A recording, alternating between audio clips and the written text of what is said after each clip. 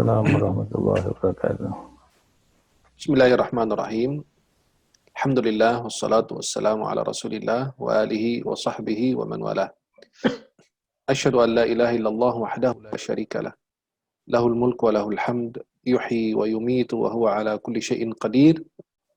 Asyhadu anna sayyidana Muhammadan abduhu wa rasuluh. Allahumma salli wa sallim wa barik alaihi wa alihi wa ashabihi wa man tabi'ahum bi ihsanin ila yaumiddin. Wa alaina ma'ahum birahmatika ya arhamar rahimin. Para jemaah yang dimuliakan Allah, uhibbukum jami'an fillah, saya mencintai kalian semua karena Allah. Semoga Allah senantiasa pertemukan kita di dunia dalam taat dan di akhirat di surganya Allah Subhanahu wa taala. Alhamdulillah bisa bersama, bisa memandang wajah-wajah para penghuni surganya Allah Subhanahu wa taala. Amin ya Allah. Amin. Di pagi hari ini. Mudah-mudahan Allah Subhanahu wa taala senantiasa meridai, merahmati kita semua, dan kita semua senantiasa berada dalam lindungan Allah Subhanahu wa taala. Mudah-mudahan dengan wabah yang menimpa kita saat ini,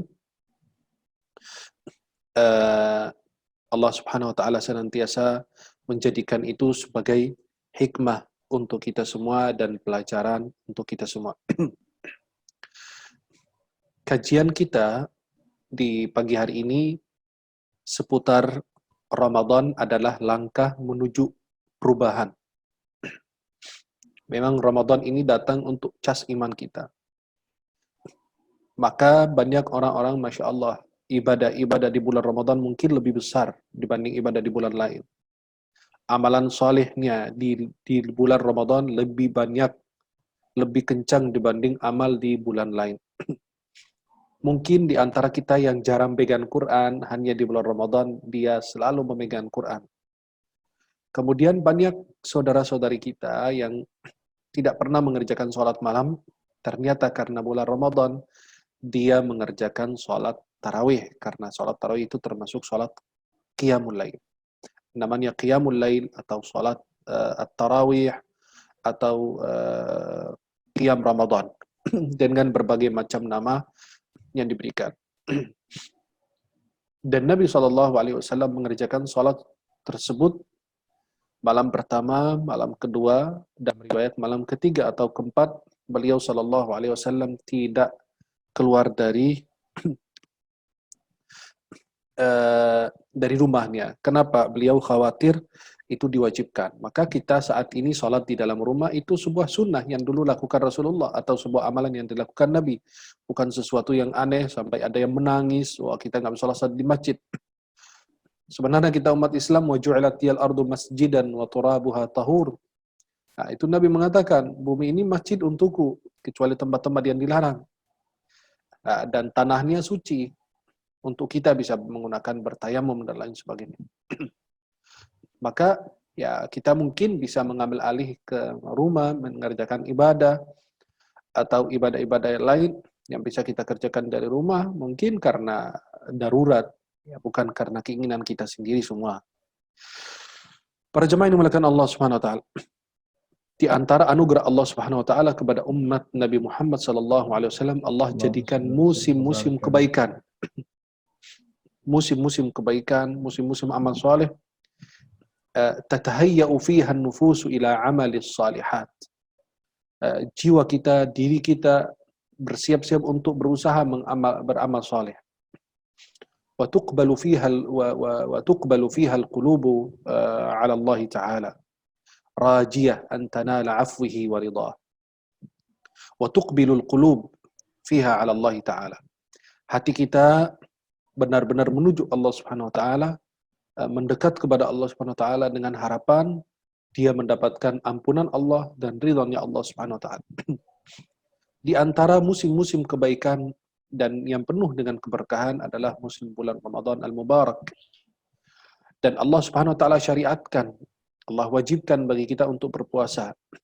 Sebagaimana Allah menetapkan hal tersebut dalam Al-Qur'an, ya ayyuhalladzina amanu kutiba alaikumus shiyamu kama kutiba alal ladzina min qablikum la'allakum tattaqun. Hai orang beriman, telah diwajibkan bagi kalian berpuasa di bulan Ramadan, ya, sebagaimana telah diwajibkan umat-umat terdahulu. Dan hasil daripada puasa ini pasti ada sertifikatnya, ada kelulusannya, la'allakum tattaqun, agar kalian bertakwa. Maka Sayyidina Abdullah bin Mas'ud, sahabat Rasulullah SAW, beliau di akhir bulan Ramadan, sudah lebaran, beliau mencari orang-orang yang beruntung, sudah meraih keberkahan Ramadan, beliau katakan, fanuhanni, kan ucapkan selamat. Dan beliau mencari orang-orang yang benar-benar rugi dan telah mensia-siakan bulan Ramadan, fanu'azzi, kata beliau. Kami ucapkan belasungkawa atau takziah kepadanya karena dia sayang sekali telah mensia-siakan waktu-waktu yang sangat-sangat bermanfaat untuknya. Maka Allah Subhanahu wa taala syariatkan puasa Ramadan sehingga bisa merubah dari perilaku kita, ya, dan mencegah jiwa kita untuk tidak melakukan maksiat. Kemudian mencegah diri kita dari hal-hal yang terbiasa dia lakukan. Seperti di luar Ramadan kita makan, tidak ada batas, kita ngobrol, ngomong tanpa batas. Kalau di Ramadan kan dibatasi semua. Maka puasa itu artinya dalam bahasa itu al-imsak. Imsak itu artinya menahan. Maka Allah berfirman, qalat inni nadartu lirrahmani sawma. Ya, tentang Sayyidah Maryam, ibunya Nabi Isa alaihissalam dalam surat Maryam, dia berkata, ini nadartu, sesungguhnya saya bernazar kepada Allah Subhanahu wa taala, sauma. Sauma itu tidak berbicara. Maka orang menahan itu tidak berbicara, itu disebut puasa. Itu dalam bahasa. Kalau dalam istilah itu al-imsaku 'anil muftirati, ya, min tulu'il fajri ila ghurubish syamsi ma'an niyah. Orang menahan makan, minum, bahkan sebagian pengertian puasa itu mengatakan syahwat dari terbitnya fajar sampai maghrib atau sampai terbenamnya matahari, disertai dengan niat.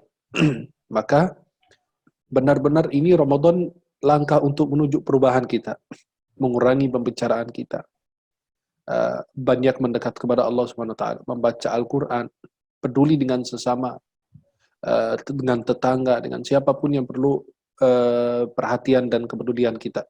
Ya, maka sayang sekali pada saat ini, disayangkan, ya. Pada saat ini coba perhatikan, kita sebagai hamba-Nya Allah Subhanahu wa taala berusaha untuk melakukan perubahan. Ya, perubahan dalam arti kita benar-benar lebih taat kepada Allah Subhanahu wa taala, lebih dekat kepada Allah Subhanahu wa taala. Nah, musibahnya beberapa hari lalu ada yang mau bantu. Artinya ini nggak ada perubahan di dalam dirinya. Ya, mungkin dia akan beda agama, dia kan nggak ngerti, dia kafir. Dia membuatkan sebuah makanan yang dia berikan kepada orang, nasi anjing, kemudian dikasih label lagi gitu. Ya, itu bukan perubahan bagi dia dan bagi kita. Kalau sebegitu itu perilakunya, berarti dia merendahkan. Ya, dia dikasih stempelnya, dia dikasih logonya nasi anjing, walaupun itu nasi halal isinya, ya kita tidak tahu, tetapi istilahnya tidak tepat, ya, untuk membantu orang lain. Yang kedua, beberapa hari lalu ada anak muda juga yang membagikan sahur berisi sampah gitu. Nah, itu kan merendahkan. Seharusnya di bulan Ramadan ini langkah menuju perubahan, malah dia tidak berubah. Malah lebih parah akhlaknya, malah lebih buruk. Kenapa? Seorang YouTuber atau siapapun itu dia. Nah, itu kan seharusnya seperti itu harus menjadi pelajaran, harus ditindak oleh pemerintah menjadi pelajaran. Kenapa? Ramadan ini adalah perubahan akhlak. Ya, moral kita, akhlak kita. Masa Anda bantu orang? Maka Nabi mengatakan, tabassumuka fi wajhika sadaqah. Kalau kau senyum aja itu sedekah. Kalimat thayyibah sedekah. Ucapan baik itu sedekah. Apalagi engkau berikan bantuan dalam arti Anda mau menolong orang lain tapi dengan cara merendahkan. Harusnya kan akhlak kita naik di bulan Ramadan, malah ini akhlak jadi turun. Ya. Maka bulan Ramadan ini benar-benar harus ada banyak perubahan di dalam diri kita, perilaku kita. Maka Allah Subhanahu wa taala berfirman dalam surat Ar-Ra'd ayat 11, Inna Allah la yughayyiru ma biqaumin hatta yughayyiru ma bi anfusihim. Sesungguhnya Allah tidak akan merubah sebuah kaum sehingga mereka ingin perubahan dalam diri mereka sendiri. Jangan menunggu lingkungan. Ada yang bilang, ya lingkungan saya nggak baik. Ya, bagaimana saya bisa saya aja lingkungan saya kurang bagus, ya tetangga saya, orang tua saya dan lain. Itu salah. Jangan menyalahkan lingkungan, jangan menyalahkan situasi, jangan menyalahkan negara, jangan. Enggak, salahkan dirimu sendiri. Ya, maka iblis juga di dalam surat Ibrahim dia akan berlepas diri dari mereka-mereka yang uh, mengikutinya di dunia. Dia kan akan berkhutbah di atas mimbar dari api di dalam neraka nanti. Dalam surat Ibrahim Allah katakan, maka iblis akan berlepas diri. Fala talumuni walumu anfusakum ma ana bimusrikhikum wa ma antum bimusrikhi. Inni kafartu bima asyraktumuni min qabl. Saya jangan salahin diri saya sendiri, salahin diri kalian. Ya, saya cuma bisikin kalian aja, kalian mau nurut, taat sama saya. Maka kalau Anda nyalahin salahkan lingkungan itu tidak bisa. Kenapa? Anaknya Nabi Nuh alaihissalam hidup di bawah atap seorang rasul pertama di muka bumi adalah Nabi Nuh alaihissalam. Tapi karena tidak bawa perubahan dalam dirinya, maka dia tenggelam bersama orang-orang kafir. Ya bunayya arkam ma'ana dalam surat Hud, wala takum ma'al kafirin, qala sa'awi ila jabalin ya'simuni minal ma'. Qala la 'asima al-yawma min amri Allahi illa man rahim, wa hala bainahum al-mawju fakana minal mughraqin. Wahai anakku, naiklah bersama kami. Tuh, bayangkan, seorang ayah itu berusaha menyelamatkan anak. Ternyata dia bilang, saya akan berlindung kepada gunung yang tinggi. Kata ayahnya, la 'asima al-yawma min amri Allahi illa man rahim. Enggak ada yang bisa menyelamatkan kamu daripada murka dan marahnya Allah dan keputusan Allah hari ini, illa marrahum, kecuali yang dirahmati Allah Subhanahu wa taala. Wa hala bainahum al-mawju fakana minal mughraqin. Kemudian dia termasuk orang yang tenggelam juga di antara orang-orang yang tenggelam. Maka kalau kita perhatikan, nah itu kalau kita bilang salahkan lingkungan, nah ini kan lingkungan baik. Seorang rasul, ayahnya seorang rasul, tapi tidak membawa perubahan dalam dirinya, maka dia tidak berubah, maka tidak mendapatkan ampunan Allah. Dan kalau kita lihat sebaliknya, lingkungannya buruk, tetapi dia bisa menjadi orang baik. Bahkan wanita sempurna lagi.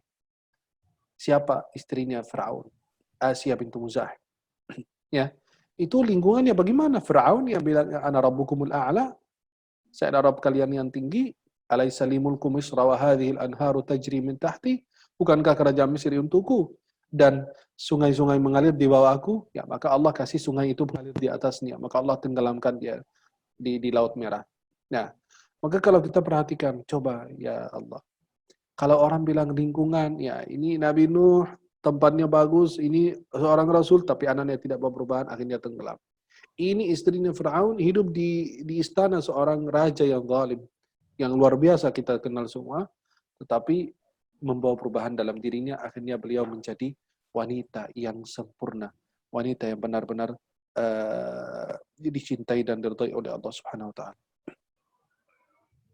Kemudian para jemaah yang dimuliakan Allah Subhanahu wa taala.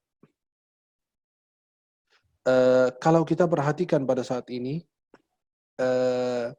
orang-orang yang benar-benar di bulan Ramadan harus ada langkah untuk perubahan. Apalagi saat ini wabah ini luar biasa. Harus benar-benar perubahan dalam diri kita. Kenapa? Perubahan untuk meninggalkan yang haram, meninggalkan hal-hal yang tidak ridha Allah, meninggalkan makanan yang haram dan lain sebagainya. Maka kita selalu katakan kepada Allah, ya Allah, saya sangat membutuhkan Engkau. Jangan Engkau tinggalkan aku sendiri, ya Allah. Ya. Nah, kalau kita perhatikan Nabi Yunus alaihissalam di dalam dasarnya laut dan di dalam perut ikan, dan dia tidak jauh dari Allah Subhanahu wa taala. Ya. Dan dia berbicara kepada Allah, seolah-olah itu Allah dekat, sangat dekat kepada beliau. Maka fanada fi dhulumati an la ilaha illa anta. Anta itu kita bicara mukhatab, berbicara kepada orang yang ada di depan saya. Kalau la ilaha illa huwa, dia itu tidak hadir. Itu ghaibah atau ghaib. Sedangkan itu anta, dia akan merasakan kehadiran Allah Subhanahu wa taala. Maka ketika Anda di bulan Ramadan ini, rasakan setiap saat, setiap waktu Anda ini dekat dengan Allah. Ya, rughma ghiyabihi ba'idan fi qa'il bahri wal hutu lam yaghib anhu qurba rabbih min.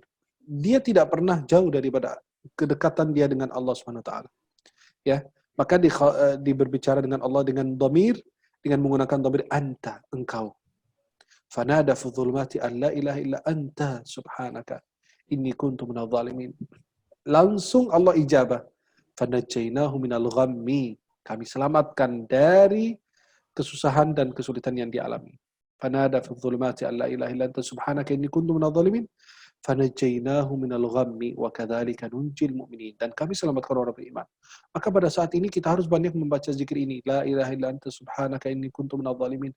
Harusnya jadi wirid setiap saat, setiap waktu, agar Allah Subhanahu wa taala hilangkan apa yang menimpa diri kita. Nah, saya ingin memperlihatkan uh, kalau kita perhatikan para jemaah yang di belakang Allah Subhanahu wa taala, afwan, kalau bisa share screen biar ini nih, coba contoh.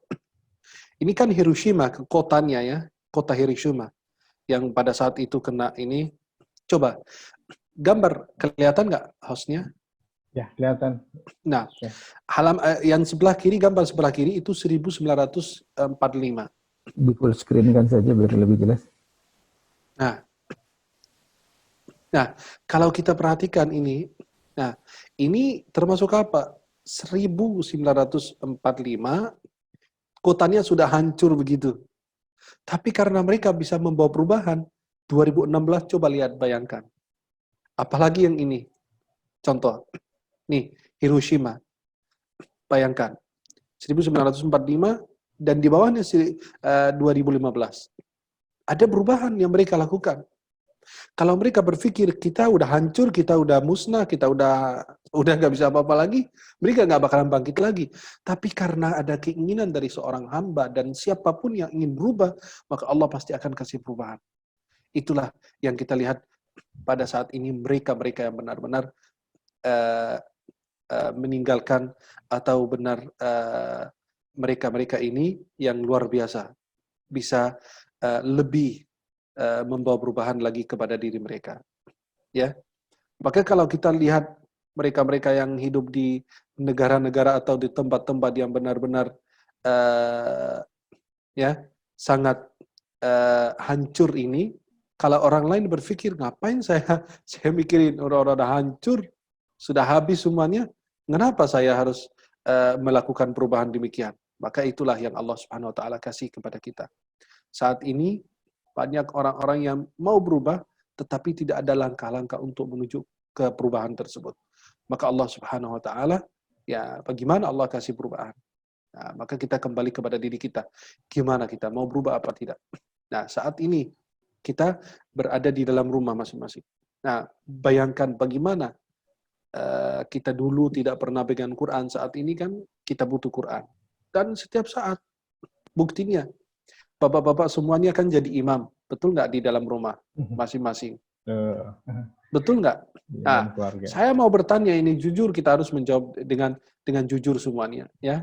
Yang bohong kelihatan nanti di pipinya gitu ya. Maka coba lihat. Nah, saat ini antum malu nggak sama istri dan keluarga? Malu nggak kita sama keluarga kita? Ya pasti malu. Kenapa? Karena surat itu lagi yang dibaca. Malam hari ini, besok dibaca lagi. Al-Hakumut, besok Al-Hakumut lagi. Malam ini wal asri, besok wal asri lagi. Nggak ada perubahan. Nah, kapan antum mau perubahan? Karena bilang umat Islam itu minimal keluar dari bulan Ramadan ini dan dari karantina ini, dari rumah ini, ya sudah hafal minimal 1 juz amma. Karena dari kemarin kita minta umat, ayo kita ngaji, ayo kita hafal Quran, ayo hafal surat-surat pendek. Tapi sampai sekarang dicuekin tuh ustaz ngomong apa ini? Saya hafal nama anak aja itu nggak bisa, apalagi menghafal Quran. Sampai ada seorang syekh dari Mesir itu, istrinya Masya Allah, ya ada istrinya berapa gitu ya, itu hanya orang-orang tertentu yang punya kemampuan. Istrinya itu ada beberapa, anaknya itu banyak. Beliau kan usianya sampai 80 tahun. Beliau baru meninggal kemarin, rahimahullah. Beliau sampai bingung, ini anak, ente siapa? Saya fulan, masa ayah nggak kenal saya? Karena saking banyak anak dan sudah usia udah sepuh, ya sampai dia lupa nama anak-anaknya. Maka kalau kita perhatikan pada saat ini, bagaimana kita berubah? Nah, bapak-bapak malu sama istrinya. Malam ini baca wal asri, besok lagi diulang wal asri lagi. Istri di belakang bilang, ya Allah, laki gue ini hafal yang lain ya. Kok surat itu lagi. Kan jadi orang di belakang kita jadi kebiasaan mendengar surat itu lagi, udah nggak ada nikmat khusyuk. Maka kenapa imam-imam itu kita minta imam yang benar-benar ganti-ganti ayat, ganti-ganti surat. Kenapa? Biar kita benar-benar bisa merasakan khusyuan dalam ibadah. Bisa merasakan kenyamanan dalam ibadah. Nah, itulah yang harus kita berubah. Kita harus membawa dalam diri kita. Maka saat ini ayo kita berubah. Keluar dari karantina ini jadi apa? Jadi hafiz Quran. Minimal 1 juz. Saya nggak bilang 30 juz. Ya, minimal juz amma aja kita hafal. Saya yakin kalau setiap hari aja 3 ayat, 2 ayat, insya Allah kita keluar dari sini ada manfaat. Maka sekarang ini udah ada manfaat besar. Kita selalu lihat kalau orang ditelepon sama telepon rumah ya, zaman dulu kalau ada telepon rumah, sekarang kan Masya Allah pada bagian handphone semua. Ya, anak SD aja kelas 6 saya lihat dia bagian handphone lebih bagus dari saya. Nah, itu kadang-kadang kalau seorang suami dia tulis nomor telepon rumahnya apa? Baiti jannati, rumahku surgaku. Kan kita cuma lihat nama dulu. Sekarang bisa kita praktikkan. Benar-benar kita jadikan rumah kita sebagai baiti jannati, rumahku adalah surgaku. Maka para jemaah yang dimuliakan Allah Subhanahu wa taala.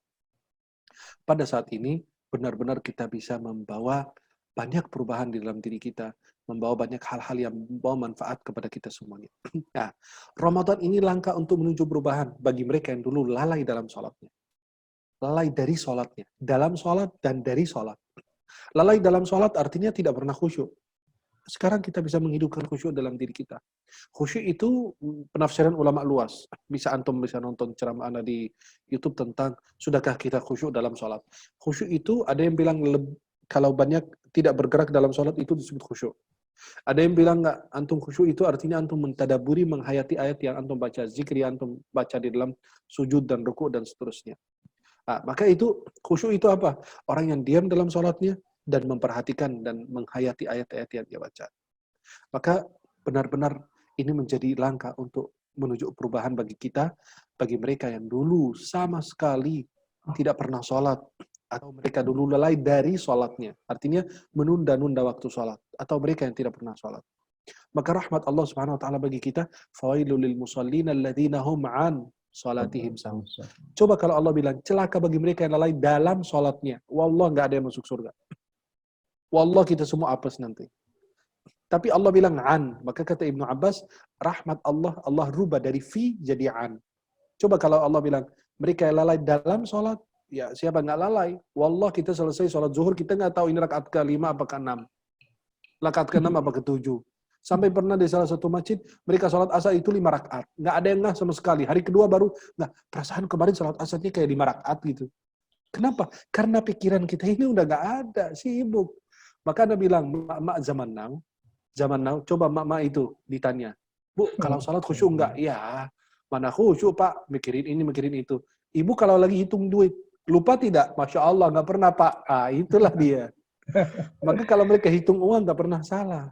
Tapi giliran kita sholat, hitung rakaat aja kita banyak salah. Ya, apalagi jamaah zaman sekarang. Kalau disuruh hitung uang, Masya Allah nggak pernah salah. Tapi giliran disuruh, ingat, ini tadi berapa rakaat? Dia nggak tahu, dia nggak hafal. Maka Ramadan ini benar-benar menjadi perubahan. Ayo kita tingkatkan kualitas sholat kita, ibadah kita kepada Allah Subhanahu wa taala.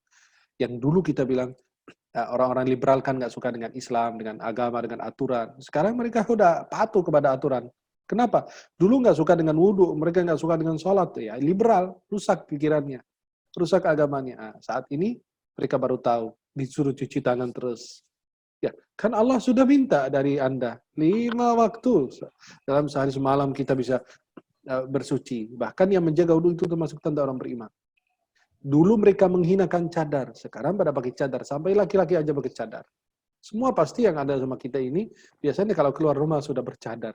Artinya apa? Sudah ketutup wajahnya. Yang dulu mereka menghinakan cadar, saat ini benar-benar tidak ada yang berani membantah. Dipaksa oleh Allah SWT.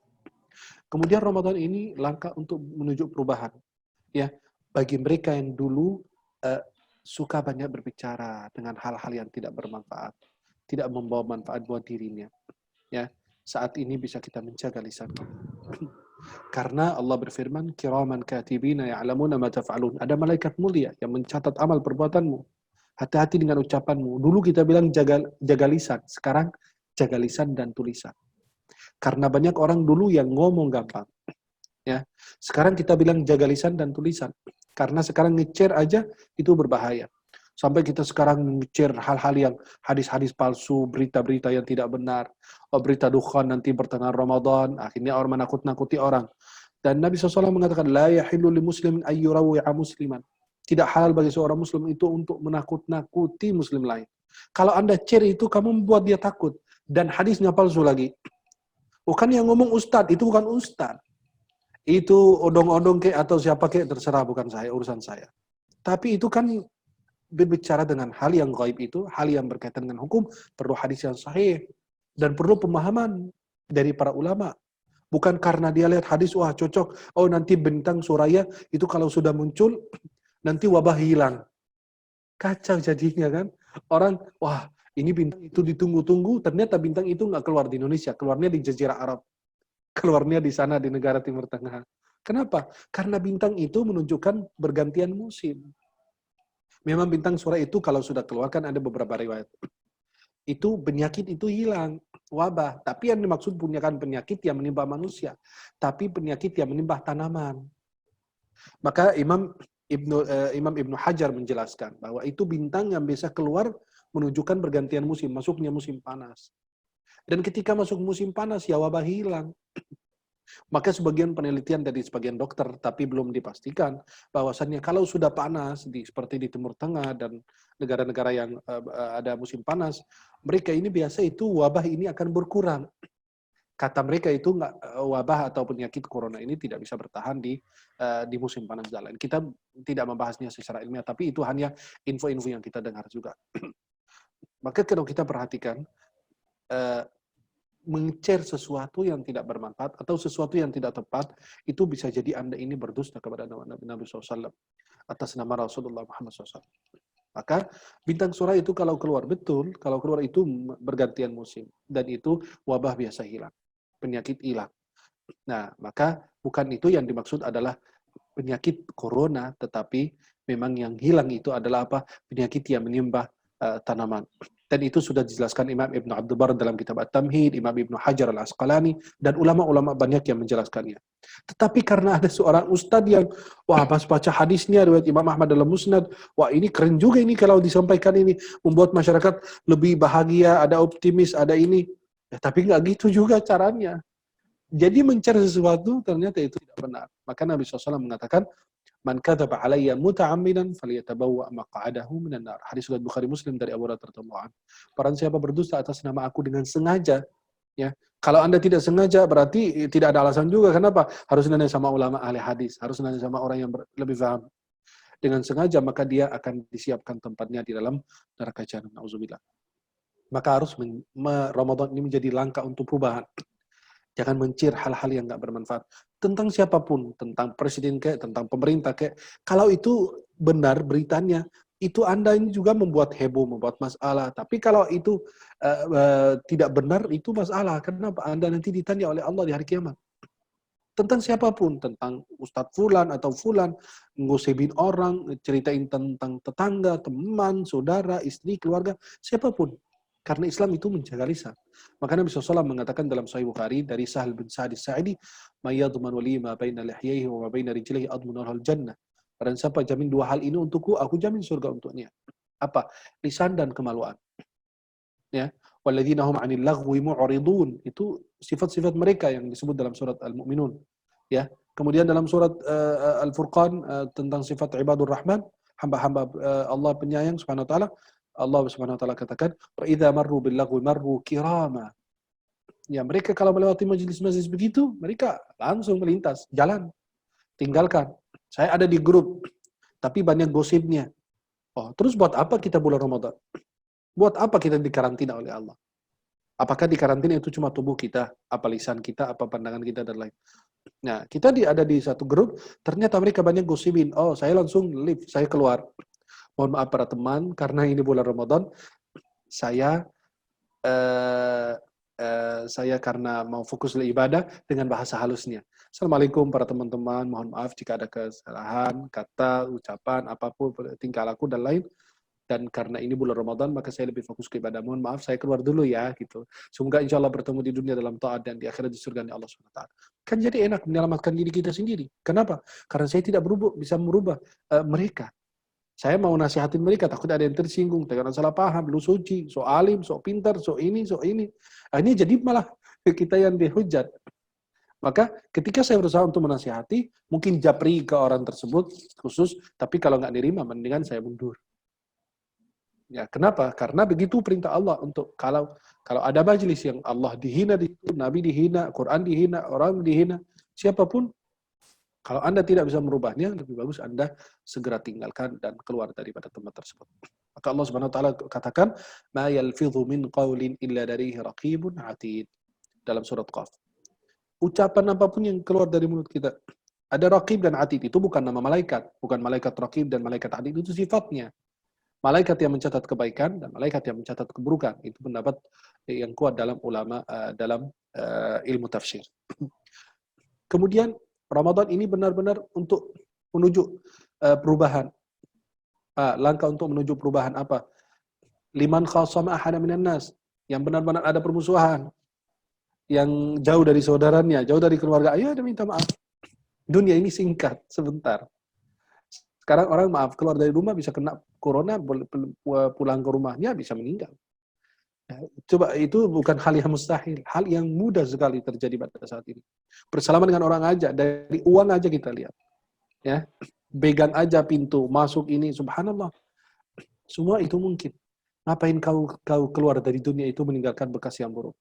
Seharusnya orang itu biarkan sejarahmu, biarkan namamu lebih panjang dibanding umurmu. Umur kita kan 60 tahun, 70 tahun meninggal. Tapi sejarah kita malah lebih panjang. Sebutan kita lebih panjang. Kenapa? Dengan kemuliaan akhlakmu. Imam Syafi'i radhiyallahu anhu, Muhammad bin Idris Syafi'i, Abu Abdullah. Imam Muhammad bin Idris Syafi'i itu 204 Hijriah sudah wafat. Ini 1441. Berapa tahun tuh lihat. Beliau masih disebut radhiyallahu anhu. Semoga Allah meridhai beliau, didoakan. Amin. Itulah, coba lihat. Puluhan tahun beliau wafat, tapi sejarahnya. Ternyata jasadnya udah mati, tapi sejarahnya tidak. Ya. Kemudian Imam Bukhari, Imam Muslim, dan imam-imam yang lain, dan terus banyak ulama-ulama yang lain yang ada di Nusantara kita juga, yang sudah wafat, tapi Masya Allah masih Buya Hamka, masih dikaji tafsirnya, tafsir Al-Azhar.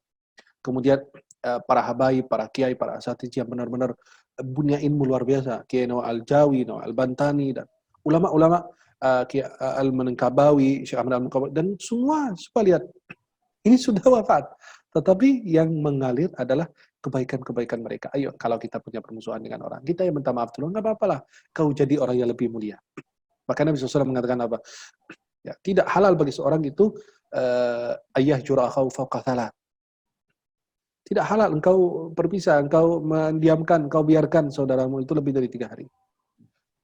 Kemudian mereka bertemu di jalan, fayu'ridu hadza wa yu'ridu hadza. Ini berpaling juga. Wa khairuhuma man yabda'u bis salam. Yang terbaik antara mereka ketika berpaling itu, dia mulai dengan salam lebih dahulu.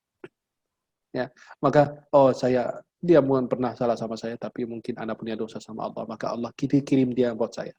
Ya udah, saya maafin dia, nanti berharap dimaafkan oleh Allah Subhanahu wa taala. Kemudian Ramadan juga untuk langkah untuk menuju perubahan bagi mereka yang tenggelam dalam lautan dosa dan maksiat. Nah, saatnya ini kita bisa berubah. Mungkin kita tidak bisa bahas poin ini karena kita semua sudah paham, sudah tahu lah. Cuma hanya kita mengingatkan. Ayo kita bertobat kepada Allah, kita kembali segera memohon ampun kepada Allah Subhanahu wa taala. Kemudian Ramadan itu langkah untuk menuju perubahan bagi mereka yang meninggalkan bacaan dan hafalan Al-Qur'an. Ya. Sekarang kalau kita bilang syahrul Ramadan, bulan Ramadan, ya bulan Al-Qur'an. Ya, bagaimana bulan Quran aja dan nggak pernah buka Al-Qur'an? Khatam berapa kali? Ulama-ulama lain seperti Imam Malik dan ulama-ulama lain bilang, kalau sudah Ramadan, ya udah kita fokus kepada Quran dan it'amut ta'am. Qiraatul Quran dan it'amut ta'am. Berbagi makanan kepada orang yang berbuka atau yang membutuhkan. Dan membaca Al-Quran. Imam Syafi'i aja, ya kan kita mayoritas Indonesia mengikut mazhab Syafi'i. Imam Syafi'i itu bulan Ramadan 6 kali khatam. Fasilitas mereka terbatas, tapi ternyata semangat ibadah mereka luar biasa. Sekarang fasilitasnya Masya Allah udah canggih. Karpet aja tebal 2 meter. Buat tidur aja empuk betul. Ya, kipas angin kencang. Sampai udah kayak kayak baling-baling itu buat pesawat atau helikopter gitu. Saking kencangnya gitu ya. Kayak di masjid-masjid gitu. Sampai saya waktu di Singapura tuh masuk masjid, kipasnya itu ajib, itu luar biasa. Udah kayak di helikopter gitu ya. Kenceng betul. Dan kalau kita lihat di dalam rumah kita ada AC, ada apa, subhanallah. Tapi malah kita yang malas. Fasilitas sudah keren, tetapi malah kita jadi orang-orang pemalas yang benar-benar tidak menjaga kualitas ibadahnya. Maka bagi mereka yang meninggalkan bacaan Al-Quran, meninggalkan hafalan Al-Quran, ayo sekarang kita tingkatkan bersama-sama. Kemudian Ramadan langkah untuk menuju perubahan. Bagi liman i'tada syuhha wal bukhl, bagi mereka yang terbiasa dengan apa? Dengan sifat-sifat kikir yang mereka biasa lakukan. Maka para jemaah yang dimuliakan Allah Subhanahu wa taala, dalam hal ini kita bisa apa yang kita lakukan adalah benar-benar dengan kita bisa menjadikan diri kita sebagai hamba yang benar-benar itu dermawan. Rasulullah SAW ajwa dan nas. Karena Rasulullah ajwa dan nas. Nabi SAW orang yang paling dermawan. Ya, ajwa dan nas SAW. Karena ajwa ma yakunu bil khair fi Ramadan. Nabi SAW nampak kedermawanan Nabi SAW itu di bulan Ramadan. Barang siapa berbagi kepada orang yang berbuka, berikan berbuka kepada orang yang berbuka, dia mendapatkan pahala sama dengan orang yang berpuasa, tambah dikurangin sedikit pun dari pahalanya. Maka coba lihat, nah, sekarang dibutuhkan apa? Dalam keadaan situasi seperti ini, ayo nggak usah kita digerakkan oleh pemerintah, nggak usah digerakkan oleh organisasi. Kita bergerak sendiri dari moral kita, akhlak kita, agama kita. Nabi SAW mengatakan tidak sempurna iman seseorang tidur dalam keadaan kenyang, sedangkan tetangganya tidur dalam keadaan lapar. Ya, harus kita hati-hati.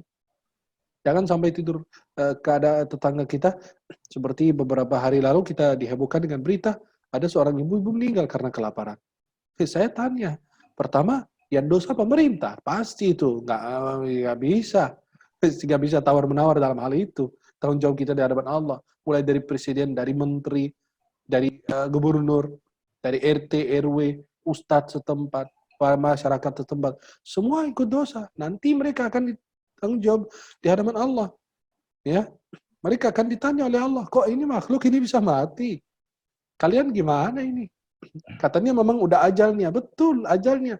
Tapi masa kita nggak makan, nggak minum sampai 2-3 hari gitu, karena nggak ada yang peduli, kita mati karena kata orang, oh kan sudah ajalnya. Betul, tapi kan kita nggak tahu.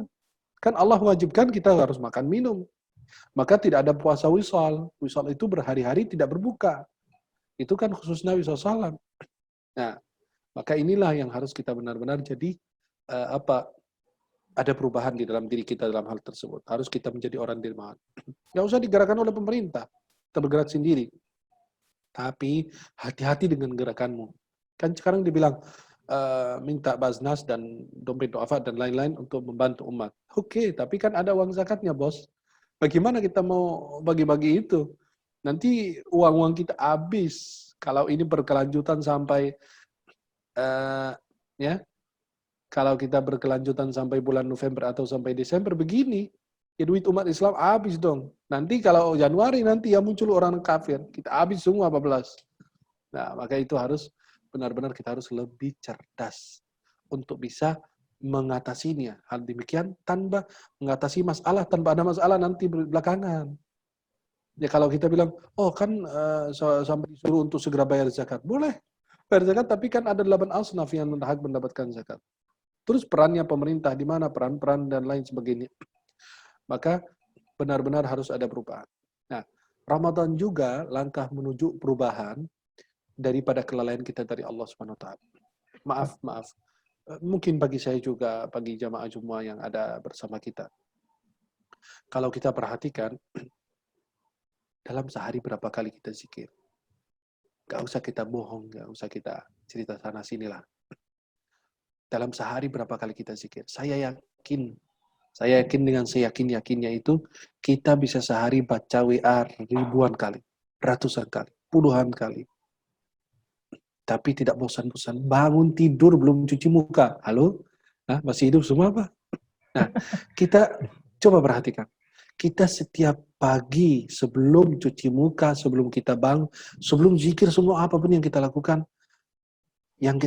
pertama adalah kita buka HP.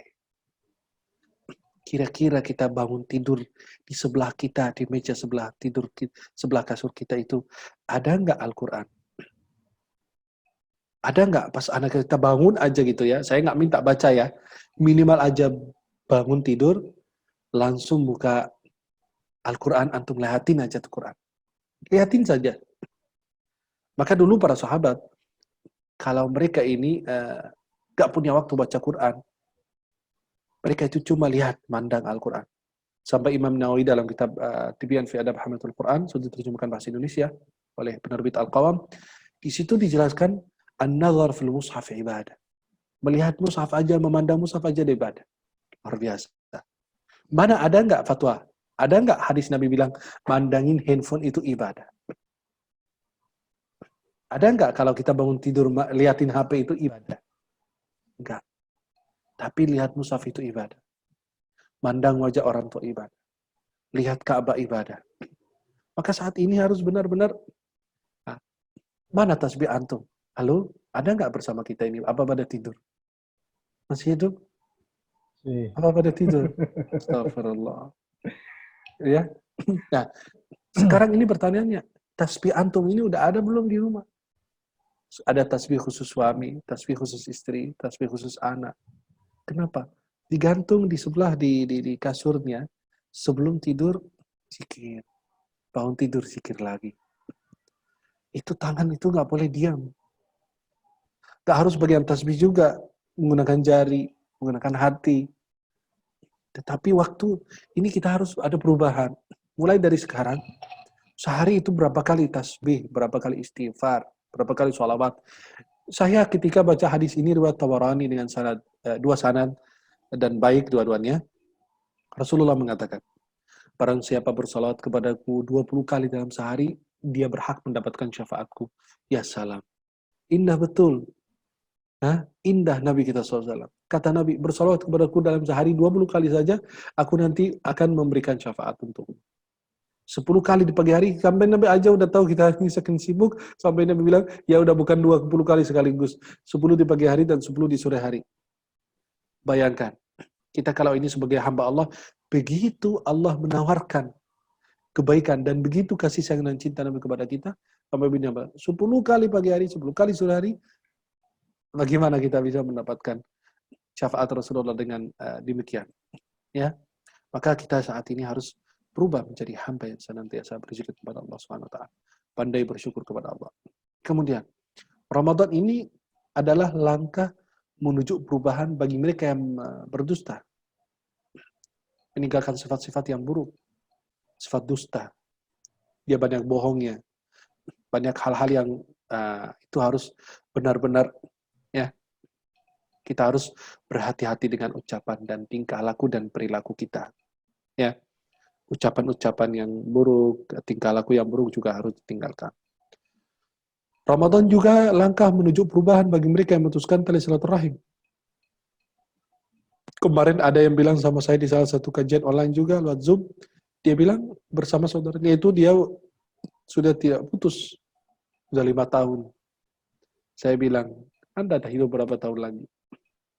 Ya, kalau kita putus dari saudara kita, Anda putus dengan saudara saya, Anda putus dengan saudaramu, hancur masyarakat Muslim kita. Kalau untuk pasti ada masalah, ya ada masalah. Tetapi nggak sampai memutuskan tali silaturahim. Boleh mendiamkan dia 3 hari boleh, tapi lebih dari 3 hari jangan. Maka kita harus lebih banyak. Dan Anda itu mendapatkan keberkahan umur dan keberkahan rezeki karena silaturahim. Ya, Nabi SAW menjelaskan demikian dalam hadisnya. Nah, coba ini. Saya ingin men-share kepada kalian. Kita lihat sebuah syair yang indah. Nah,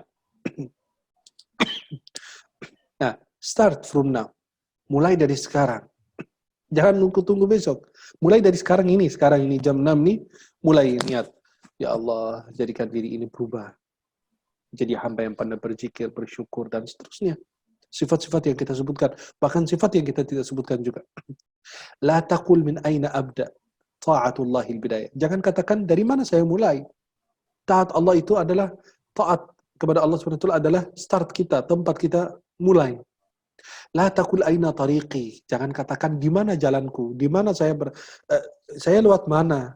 Syari'atullahil hidayah. Syariat Allah itu hidayah bagi kita. Jalan kita. menuju ridhanya Allah. La taqul aina na'imi. Jangan katakan di mana kenikmatan kebahagiaanku. Jannatullahi kifayah. Surganya Allah itu sudah mencukupi. Ya, mau apa lagi kebahagiaan? Antum meninggalkan kebahagiaan di dunia menuju kebahagiaan di akhirat. Ya, di dunia kan habis, musnah, sirna semua.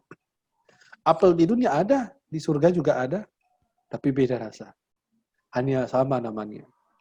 Sekarang kita lihat kenikmatan-kenikmatan. Kalau kita lewat istana, kita lewat tempat-tempat yang rumah-rumah yang indah, yang bagus. Masya Allah, hebatnya rumah itu. Kita kagum dari buatan manusia untuk manusia. Ini rumah ini dibuat oleh manusia untuk manusia lain. Bagaimana dengan apa yang Allah buat untuk manusia? Rabb manusia untuk manusia di surga. Ini dari manusia aja membuat rumah untuk manusia lain aja Anda kagum. Bagaimana dengan surga yang dibuat oleh Allah langsung subhanahu wa ta'ala untukmu? Pasti sangat jauh berbeda. La taqul fil ghadi abda. Jangan katakan besok baru saya mulai. Hari ini saya lagi sibuk, saya masih ada acara, masih ada urusan, masih banyak ini. Rubama ta'ti nihaya. Bisa jadi besok Anda mati. Ya, bisa jadi besok Anda mati. Maka para ikhwah akhwat subhanallah. Ya, jangan bilang besok baru mulai. Ya, maaf. Di sini ada bersama kita ikut kajian 149 orang, benarkah? Ya. Nah, ini berkurang satu, jadi 148. Besok nanti berkurang lagi 147, 146, sampai kembali ke nol. Kenapa? Karena kita tidak akan hidup abadi di dunia. Coba perhatikan. Kalau kita tidak mulai dari hari ini, kita menunggu besok, sayang sekali. Belum tentu Anda hidup sampai besok. Belum tentu Anda bisa menikmati dunia besok atau pagi hari. Maka kalau udah sampai pagi hari, kata Nabi kepada Ibnu Umar, "Idza asbahta fala tantadhiril masa." Kalau sudah di pagi hari, jangan menunggu sore hari. Apa yang bisa kau kerjakan, ya kerjakan. "Idza asbahta fala tantadhiril masa. Wa idza amsayta fala tantadhirus sabah." Kalau di sore hari, jangan menunggu pagi hari. Ya. Kun fid dunya ka'annaka gharib. Jadi dunia ini seperti orang asing. Kalau orang asing datang ke Indonesia itu turis, ya cuma sebentar pulang. Kita juga semua sebentar pulang. Stasiun kita datang, tiba, kita pasti turun. Gak bisa lanjut. Karcis dan tiket yang kita gunakan itu, dari sini ke Depok, dari sini ke Bogor, gak bisa lanjutkan untuk ke Surabaya. Gak bisa lanjut ke daerah-daerah lain. Kenapa? Karena Anda sudah diberi, di situ uangnya cuma sekitar 5 stasiun, 6 stasiun, 7 stasiun. Nanti pas waktunya turun, hey turun. Oh enggak, saya mau lanjut, saya masih ada ini. Turun di sini, kamu turun wajib. Waduh, saya kan masih ini. Maka dunia ini seperti ujian. Ikhlas. Kita semua pasti ikut ke ujian ketika sekolah kita. Dunia ini seperti ujian. Maka segera isilah kertas jawaban sebelum engkau waktunya habis dan kertas ditarik. Jangan sampai umurmu habis, kertasmu, lembaran jawaban masih kosong. Gak ada isinya. Gak ada salatnya, gak ada jawabannya, gak ada ibadahnya. Bagaimana nanti? Ya, luar biasa. Coba lihat beberapa hari ini. Banyak seniman, banyak artis yang gagah, yang hebat, yang ini, mati. Banyak ulama-ulama kiai ini, mati semua. Gak ada yang abadi di sini. Kita semua akan menghadap Allah. Tapi kita bahagianya kalau kita menghadap Allah dengan membawa amal soleh. Menjadi hamba yang ikhlas. Apa itu ikhlas? Singkat. Pernahkah antum lihat orang berjalan di padang pasir? Iya. Tapi saya nggak ke sana, cuma lihat di TV. Kalau dia jalan, nampak bekasnya, tapi tidak terdengar suaranya. Kelihatan bekas kakinya, kaki onta, kaki orang, kaki kambing, tapi nggak ada terdengar suara. Itulah orang ikhlas. Antum ibadah itu nggak usah harus didengar banyak orang, harus di-share banyak. Alhamdulillah baru saya bantu fulan, insya Allah ya itulah kepedulian kita kepada saudara kita. Itu nggak usah riya, nggak usah sum'ah. Riya itu dilihat orang supaya itu dipuji orang. Buat apa?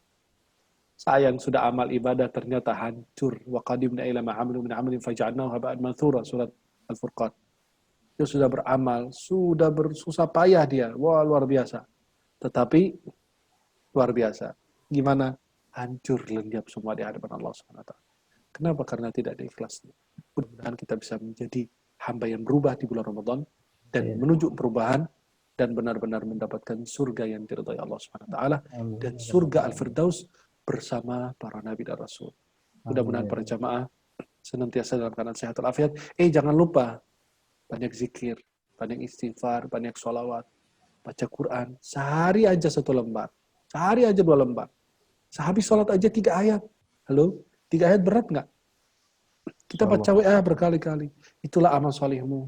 Pedulilah dengan tetangga. Lihat sebelah kanan kiri apa yang nggak ada makanan, apa yang nggak ada beras. Jangan sampai dia minta. Malu kita umat Islam. Kalau ada tetangga kita tidur dalam keadaan lapar, ya, sedangkan kita tidur dalam keadaan kenyang. Tidak beriman sempurna. Dan Nabi bilang tetangga, bukan harus muslim. Bisa jadi kafir juga, beda agama juga. Kita peduli, kita kasih. Mudah-mudahan dia bisa berubah, bergerak hatinya menjadi hamba yang diridhai Allah dan menjadi muslim. Bisa jadi. Dengan hal-hal yang gampang. Gini, saya punya teman dari London, di Indonesia beliau ngajar, guru bahasa Inggris. Akhirnya setiap kali waktu Anda masuk satu sekolah bersama, setiap kali saya masuk sekolah, Assalamualaikum, Waalaikumsalam. Good morning, sir, kata dia. Good morning, apa ini kau nih? Pagi-pagi nasi uduk, kau bilang good morning, kita kayak di mana ini? Ya, akhirnya saya setiap pagi Assalamualaikum. Dilihatin anak ini, dia jawab dengan good morning lagi. Besok hajar lagi, Assalamualaikum lagi. Tapi dengan senyum, Assalamualaikum. Ya, kan sebagian ulama bilang, Assalamualaikum boleh gitu ya. Tapi nggak usah sebut warahmatullahi wabarakatuh. Dan dengan niat, ya saya doakan keselamatan, artinya biar segera selamat dari kekafirannya dan hal-hal yang dia lakukan itu. Assalamualaikum, good morning sir, gitu setiap hari. Lama-lama dia bosan mungkin ya. Saya pas masuk, mau ketemu beliau, baru mau bilang Assalamualaikum, dia udah duluan. Assalamualaikum, kata dia. Wah, good morning sir, saya bilang. Wah, dia langsung ketawa. Akhirnya kata dia, ini terbalik ini. Antum yang harus biasa. Tapi ternyata lama-lama, antum ini kok beda dengan orang. Ngucapin salam, senyum, santai gitu. Dan antum ini kelihatan nggak punya beban. Ya kalau punya beban berat. Tetapi nggak kelihatan. Satu. Yang kedua, ngapain kita bawa beban ke tempat-tempat kerja? Beban itu keluarga, tinggalkan di pintu keluarga. Rumah. Keluar dari rumah udah nggak ada beban. Menghadap kantor, bekerja, profesional. Dan ketika mau pulang, ya, biar bisa menjalani tugas dengan baik. Ketika mau pulang, masalah kantor dibuang di pintu rumah. Sudah masuk rumah, udah lupa masalah kerjaan. Maka bisa menikmati hidup sama keluarga. Dan seterusnya, itu orang harus yang profesional begitu. Lama-lama beliau itu ternyata cerita sama saya, ngobrol. Alhamdulillah bisa masuk Islam, bisa mu'alaf. Kenapa? Karena akhlak. Dan dia bisa masuk Islam, kenapa? Karena dia lihat ceritanya Salahuddin Al-Ayyubi, wah keren ini, hebat nih orang. Masuk Islam karena cerita akhlaknya Salahuddin Al-Ayyubi dan lain. Maka bisa hal-hal kecil itu bisa tertanam di dalam diri orang sampai benar-benar tidak berubah. Sampai dia bilang sama saya, kan anak selalu menggunakan parfum gitu, ya senang kewangian gitu, wangi gitu, harus sebagaimana Rasulullah SAW, hubbiba ilayya min dunyakum an-nisa wa thib. Yang paling cinta Rasulullah SAW di antara kecintaan Rasulullah di dunia ini adalah apa? Minyak wangi, parfum. Saya selalu bawa parfum. Dia selalu cium, wangi terus. Ini kan setiap hari katanya. Antum ini kayak bunga, setiap hari wangi melulu kata beliau. Saya bilang sama beliau, ini karena Islam ini menyuruh kita. Kalau kita menghadap Allah harus wangi, kita ketemu orang harus bersih, kita harus ini. Wah, dia giring-giring kepala gitu. Waduh, ini kok beda dengan kita gitu. Saya bilang, inilah ajaran Islam saya. Maka semua hal-hal baik itu saya lemparkan ke Islam. Kenapa Anda ini senyum? Islam yang minta. Kenapa Anda ini berkata baik? Islam minta. Kenapa Anda membantu saya sedangkan saya beda agama? Islam itu yang minta. Jadi lama-lama dia berpikir, ya kok Islam itu indah sekali gitu ya. Islam itu mulia banget gitu. Kenapa nggak seperti orang-orang yang keras dan begini-begitu? Lah, tidak. Semua Islam yang mengajarkan dan semua kebaikan. Nah, maka kalau ada baik, kita ambil dari Islam. Kalau ada buruk, mungkin itu kesalahan dari kita. Maka ketika beliau masuk Islam, saya pesan cuma satu sama beliau. Kalau mau belajar Islam, jangan belajar dari kita umat Islam.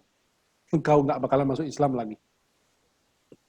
Tapi kalau mau belajar Islam, baca Al-Quran, baca hadis Nabi, baca hidup Nabi, sejarah Nabi. Di situ kau menemukan Islam yang sebenarnya.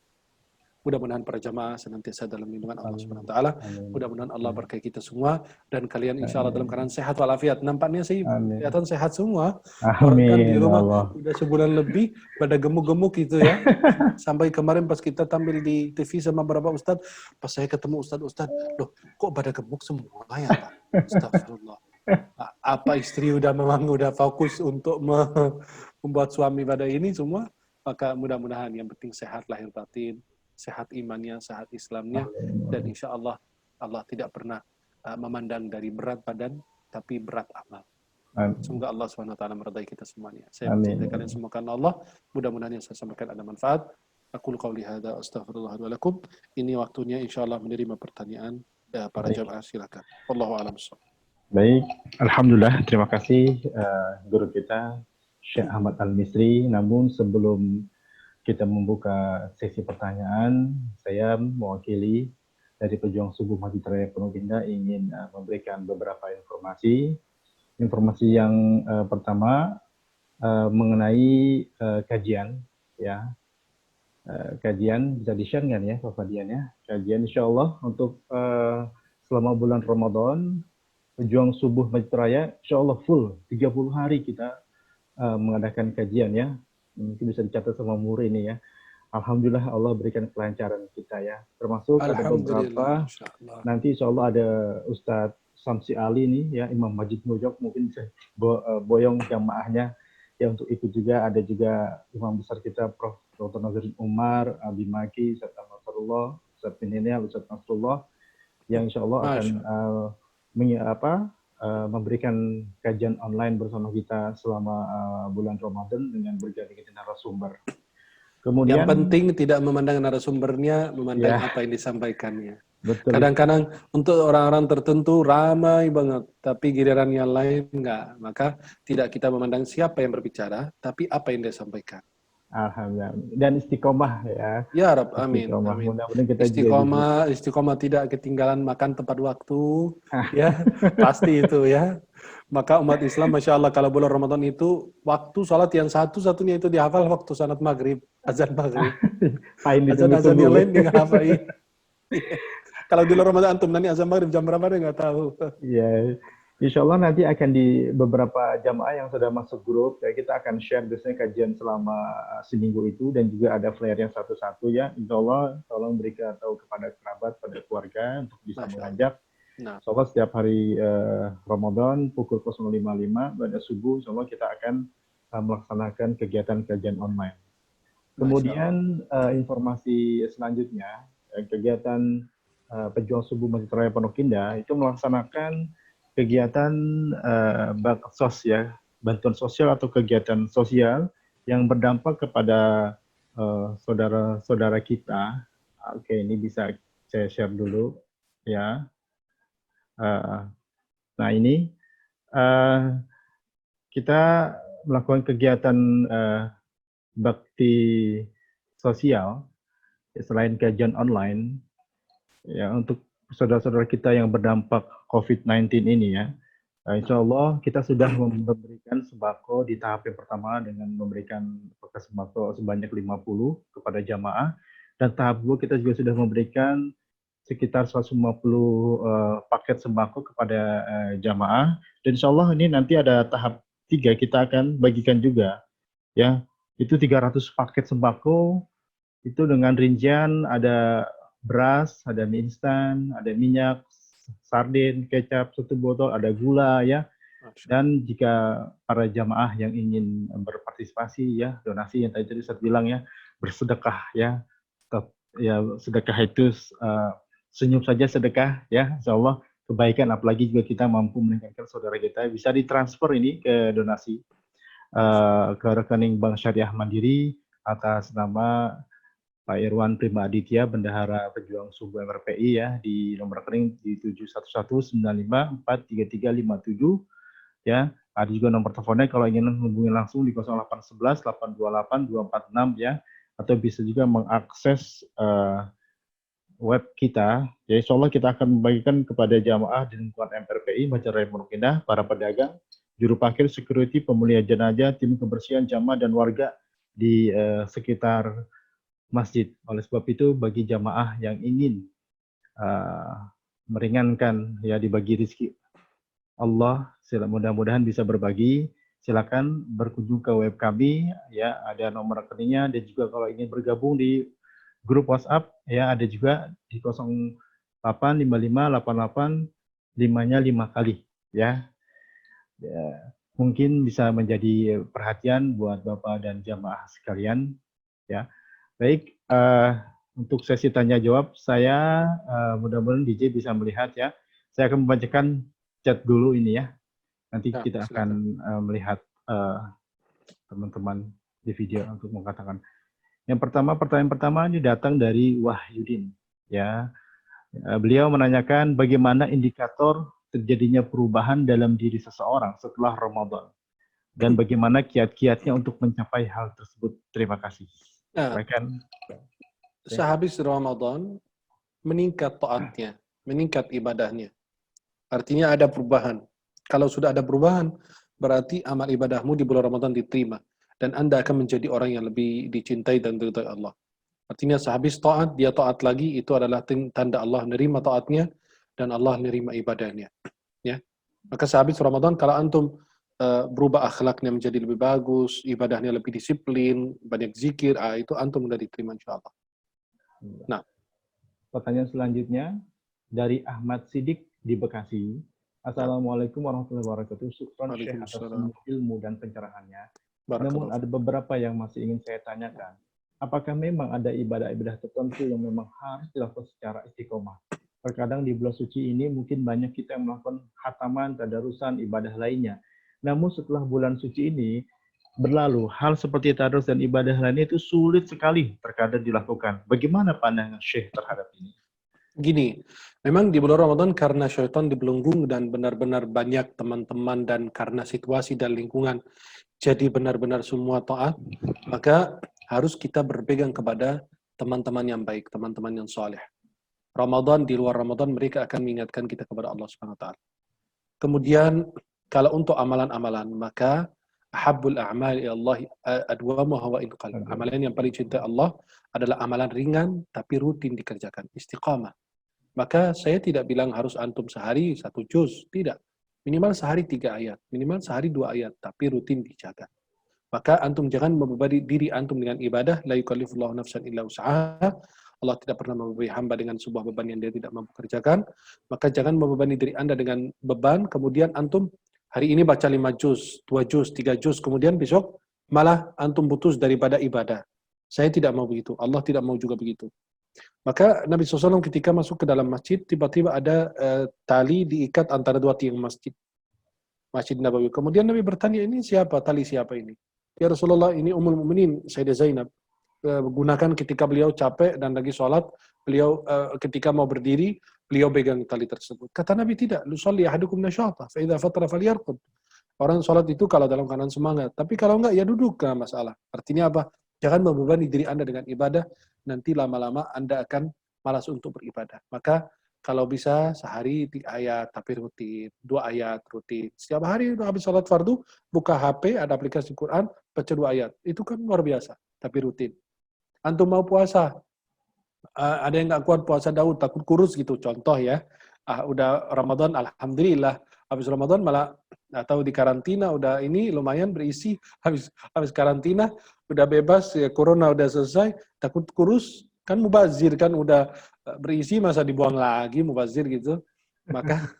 Maka kata beliau, ya udah puasa Senin Kamis bagus. Jadi kenapa? Tapi jadi rutin. Karena kalau nggak berurutan, orang mungkin ada lega, ada makannya, ada kesenangannya, ada kesaudaraannya dan lain. Ya, mudah-mudahan insya Allah Anda istiqomah dan kita semua dalam ibadah. Oke, saya coba ke chat dulu ya, nanti baru ke video. Saat ini ada pertanyaan dari Ellen Valencia. Assalamualaikum Syekh, tadarus tapi tidak dengan suara yang lantang dan membaca dari huruf Latin, bolehkah? Ini bagi orang yang benar-benar mengalami kesulitan untuk membaca Al-Quran, dia baca huruf Latin, langkah awal untuk dia benar-benar dekat dengan Quran, bagi kita sih nggak masalah. Tetapi sampai kapan Anda baca dari huruf Latin? Jadi curang gini, anggaplah oke, saya ikutin, turutin apa kata Anda, baca dari huruf Latin. Kalau suatu hari Anda lagi umrah, ada lagi haji, kemudian pas buka Quran, Arab semua, waduh, biasa kan ada Latin, ini kemana nih Latinnya? Nah, maka Anda akan menyulitkan Anda ketika mau berada di tempat lain untuk beribadah. Maka kalau bisa, harus ada perubahan. Sekarang, bulan Ramadan Antum ini baca, tapi sekali-sekali Antum harus pindah ke huruf Arabnya, lihat. Ya, dengan suara yang lantang nggak ada masalah. Ya, maka dari huruf ini, insya Allah bagi orang yang mengalami kesulitan boleh. Tapi jangan terjadi kebiasaan. Ketika dibiasakan begitu, Antum akan malas baca Quran. Ya, wallahu a'lam. Baik, sekarang kita supaya seimbang, adakah yang bertanya di di video ini di layar? Silakan angkat tangannya kalau ingin bertanya. Tolong DJ untuk bisa meng-unmute kalau ada saudara-saudara kita yang ingin bertanya. Diangkat tangannya kalau ada. Kalau tidak, nanti kita kembali kepada pertanyaan yang ada di chat. Pak Irwan ada, Pak. Oh iya, silakan. Pak Irwan. Silakan, Pak Irwan. Assalamualaikum Pak Ustadz. Waalaikumsalam warahmatullahi wabarakatuh. Pak Ustadz, ini baru aja punten ini kalau ini kemarin di pengajian itu di share satu ayat yang saya sangat mengingat sekali gitu ya Pak Ustadz ya.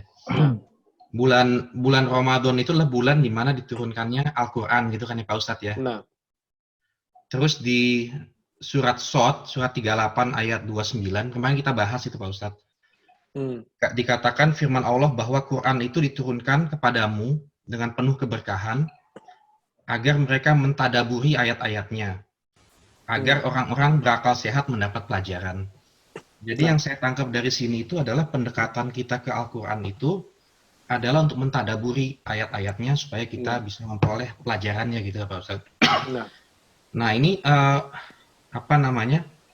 bayangan saya itu dalam mengkontemplasi ayat supaya mendapatkan pelajaran itu kan memerlukan pemikiran yang dalam dan memerlukan waktu gitu ya Pak Ustadz ya.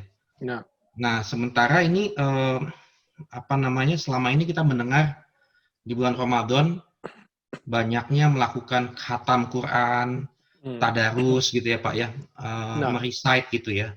Jadi sebetulnya kalau kita lihat sendiri dari Al-Qur'annya, firmannya sepertinya itu adalah arahannya untuk mentadaburi gitu Pak, supaya kita mendapatkan pelajarannya gitu. Mohon arahannya Pak Ustaz. Gini, jazakallah khair. Memang ayat dalam surat Shad itu, kalau nggak salah ayat 29, Kitabun anzalnahu ilaika mubarakun liyadabbaru ayatihi waliyatadzakkara ulul albab. Ya. Al-Quran ini memang ada beberapa tahapan. Pertama dibaca, pertama kita membaca, kedua kita memahami, kemudian ketiga kita mengamalkan, menghafal, membaca, memahami, menghafal, mengamalkan, berdakwah dengan akhlak Al-Quran. Maka ayat pertama turun Iqra, baca. Karena kita membaca mendapatkan pahala. Ketika kita berada di bulan Ramadan, kita baca mengejar khataman atau mengejar tadabbur. Ada ulama bilang kejar khataman karena memang Ramadan itu kita berbanyak membaca ayat Quran dan setiap huruf itu berlipat ganda pahalanya oleh Allah Subhanahu wa taala.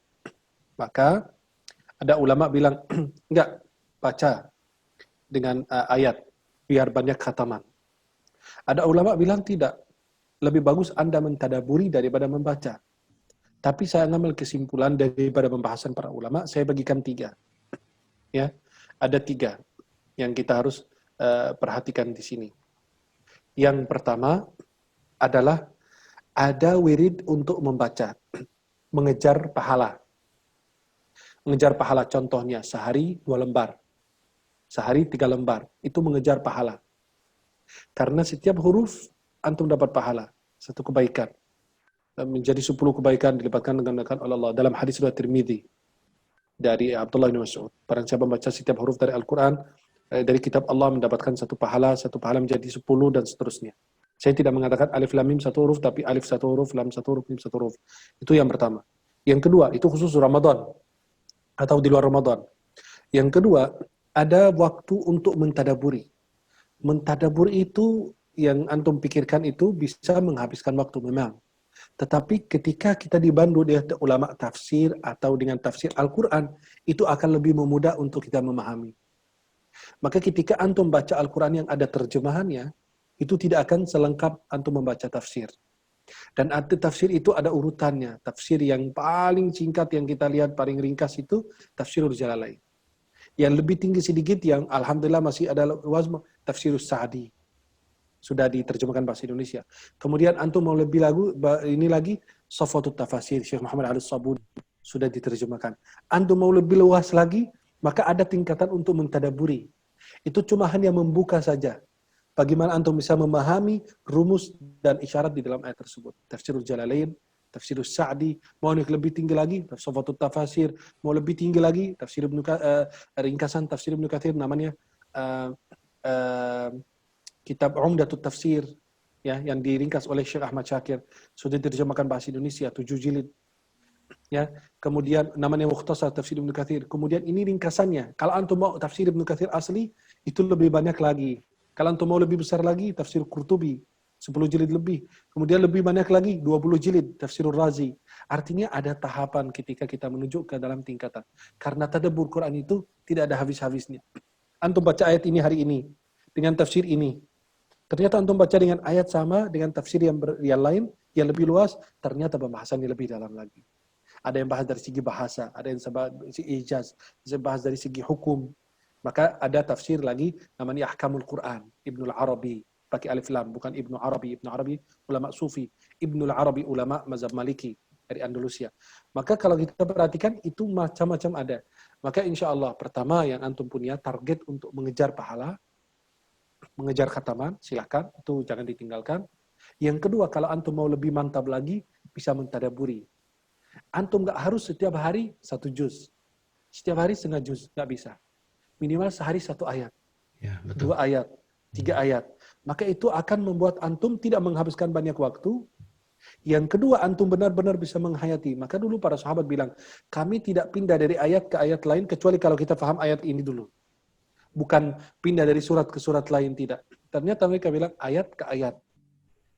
Seperti Imam Syafi'i bilang, ada sebuah surat dalam Al-Quran. Kalau Allah tidak turunkan kecuali surat ini, sudah lebih dari cukup.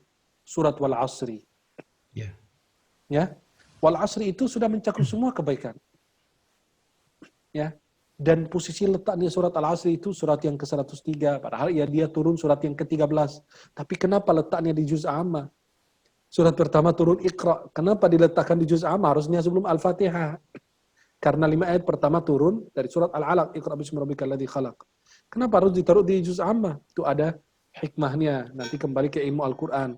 Imam Suyuti dalam Al-Itqan, Zarqani, dan lain sebagainya.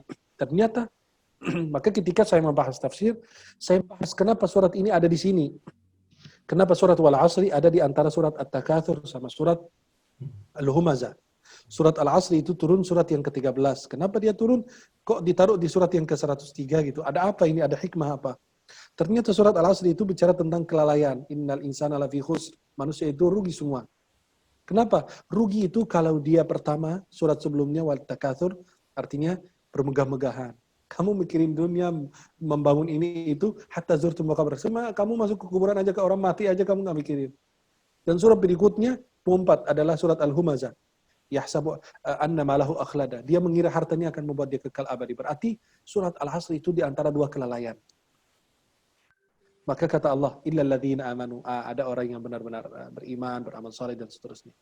Maka itu tadabbur Quran itu enggak harus 1 surat. Minimal 1 ayat. 2 ayat. Tapi benar-benar saya kadang-kadang ada contoh sampai saya pernah pusing kepala anak bagaimana ini cari solusinya ini ya. Udah baca sampai 15 tafsir dalam Ahlus Sunnah wal Jamaah, 15 tafsir sampai 20 tafsir. Untuk menemukan jawaban yang ada di kepala anak itu pertanyaan yang udah mau pecah. Arti alif lam mim itu apa ya? Saya kan orang Arab. Masa alif lam mim itu gak ada artinya? Semua bilang Allah yang Maha tahu. Ini Allah. Masa gak ada satupun ulama yang canggih gitu, yang udah maqamnya udah tinggi gitu ya? Saya ternyata menemukan tafsir Sya'rawi rahimahullah taala, beliau itu tafsirnya 20 jilid. Di jilid pertama beliau menjelaskan ketika alif lam mim, apa kata beliau? Indah dan masuk akal. Padahal udah baca 15 tafsir. Pas beliau bilang, Dulu orang kafir ngutak-atik itu dalam Al-Quran, dalam agama. Apapun salah dihajar Nabi. Apapun ini diaturan salah dihajar. Tapi tidak pernah ada satupun hadis lemah, hadis palsu, bahwa orang kafir pernah bertanya sama Nabi, apa artinya alif lam mim itu? Berarti mereka sudah paham artinya. Maka mereka tidak pernah bertanya. Apa itu artinya alif lam mim ra, alif lam mim sad, tosin mim, kemudian qaf, nun. Nah, banyak sekali ya yang huruf. Ternyata kalau lihat di dalam tafsir Ibnu Katsir, beliau bilang kalau kita gabung huruf-huruf terputus ini semua, kemudian kita hapus huruf yang sama, nanti akan tersisa satu baris apa? Nassun hakimun qati' la usir. Itu sebuah nas yang dari Allah yang ada rahasianya. Ternyata banyak, maka itu cuma satu huruf aja alif lam mim itu, ya, alif lam mim 3 huruf. Bikin anak pusing, bukan mentadaburi satu ayat yang benar isinya luas. Ini cuma 3 huruf aja, 3 huruf bikin anak pusing. Sampai baca 15 tafsir, anak baca satu persatu. Sampai habis tuh tentang alif lam mim, tentang alif lam mim ra, alif lam mim sad. Akhirnya alhamdulillah saya menemukan, oh ternyata mereka paham. Buktinya mereka nggak ada yang pernah bertanya. Karena kalau mereka berpikir ini bukan bahasa Arab, mereka nggak paham, ya pasti mereka hajar Nabi, menghujat Nabi terus. Oh berarti masuk akal juga. Nah, maka antum, yang pertama antum mengejar pahala, mengejar khataman, kedua mentadaburi walaupun satu ayat. Kemudian yang ketiga itu adalah mengulang hafalan dan menambah hafalan baru, khususnya di bulan Ramadan. Maka pertama antum baca, yang kedua antum mentadaburi. Walaupun gini, oh saya kan selama Ramadan belum khatam tadabur. Gak apa-apa. Walaupun khatam surat Al-Baqarah aja, tadabur gak masalah. Khatam surat Al-Fatihah aja, keren. Yang penting antum sudah paham rumus-rumus Al-Quran. Bagaimana antum bisa menyelam sendiri. Bisa antum berenang sendiri. Ya. Kemudian yang terakhir itu, untuk bagaimana kita interaksi dengan Quran di bulan Ramadan, mengulang hafalan lama. Kan antum hafal surat Ar-Rahman, Al-Mulk, atau surat Amma Yatasa'alun, atau surat At-Takatsur, atau surat Al-Humazah. Antum mengulang lagi. Kenapa? Karena itu seperti onta. Kalau onta itu antum masuk ke rumah anak, antum tinggal di luar, nggak diikat, pasti keluar dari rumah, insya Allah udah hilang. Antara diculik orang, dibawa pulang orang, atau antum itu dia kabur lari sendiri. Maka Nabi bilang diikat. Dengan mengikat Quran itu dengan mengulangnya. Kemudian yang kedua, menambah hafalan baru. Biar nanti ada perubahan. Untuk apa? Untuk mendapatkan kenikmatan dan kemudahan Al-Quran. Ya, wallahu a'lam. Ya, makasih Pak Ustaz. Barakallahu fiik, jazakallahu khair. Terima kasih Pak Ustaz. Barakallahu. Terima kasih Syekh atas jawabannya. Ini ada sedikit chat ya Syekh, saya bacain lagi ya Syekh. Silakan. Benar ya. Oke, ini pertanyaan dari Bapak Khairul. Assalamualaikum warahmatullahi wabarakatuh. Waalaikumsalam. Terkait dengan sholat malam, apakah sholat malam tahajud sama dengan sholat tarawih? Dan bagaimana tuntunan dari Rasulullah SAW? Ya, jazakallah khair. Gini, harus kita pahami bahwa sholat yang dikerjakan dari habis Isya sampai subuh namanya sholat malam. Mau dia tahajud, mau dia tarawih, semua sholat yang dikerjakan dari habis sholat Isya sampai subuh namanya sholat malam. Karena dikerjakan di malam hari.